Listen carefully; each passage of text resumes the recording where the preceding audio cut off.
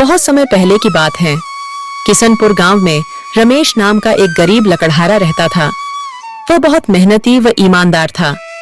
रमेश प्रतिदिन जंगल जाता और वहां से लकड़ी काटकर उन्हें बाजार में बेचता था। लकड़ी काटकर जो धन मिलता था उसी से उसका गुजारा चलता था। सुनो जी, तुम कोई और काम क्यों नहीं करते हो? इससे हमारा सही से गुजारा नहीं होता है। क्या करूं? भाग्यवान कोई और काम भी तो नहीं मिल रहा है। अगले दिन रमेश लकड़ी खोजते खोजते घने जंगल में पहुंच जाता है। तभी उसे रास्ते में किसी की पुकारने की आवाज सुनाई देती है। रमेश पास जाके देखता है तो उसे एक जलपरी दिखाई देती है। कृपया मेरी मदद करो, मैं बहुत दिन से बीमार हूँ।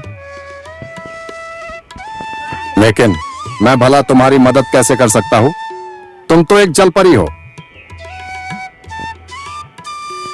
इसी जंगल कुछ मील दूर एक गुफा है। उस गुफा के अंदर एक जादुई गुलाब के फूल है। उसे लाकर मुझे दे दो, जिससे मैं ठीक हो जाऊंगी।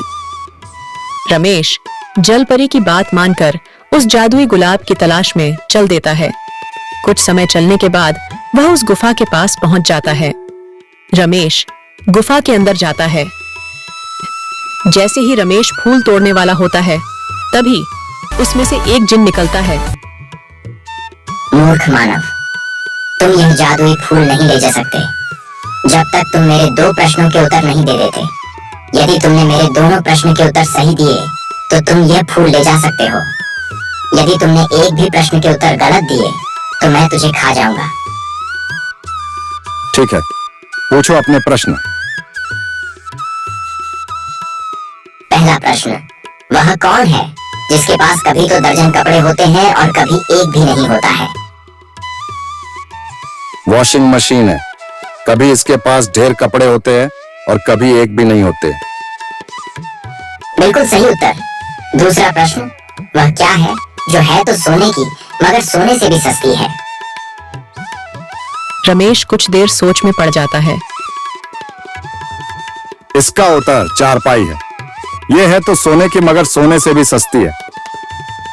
तुमने मेरे सभी प्रश्नों के उत्तर सही दिए हैं।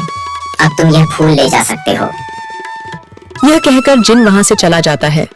रमेश फूल लेकर सीधे जलपरी के पास जाता है। जलपरी ओ जलपरी, लो अपना जादुई फूल। जलपरी रमेश को मदद के बदले में उसे सोने के उपहार देती है और वहां से चली जाती है।